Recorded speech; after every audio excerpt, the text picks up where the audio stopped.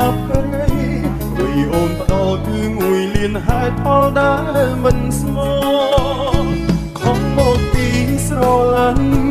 មកព្រមចាញ់ទាំងអស់ព្រមទទួលទូអូនថាមកខំ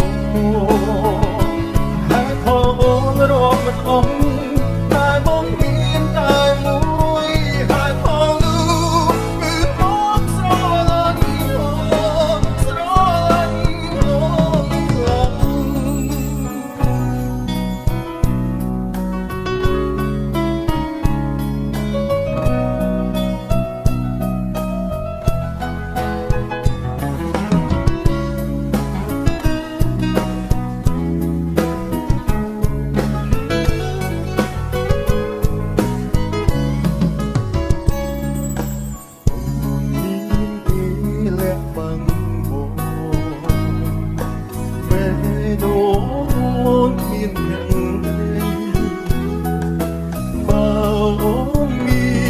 ត្រឹមចិត្តអប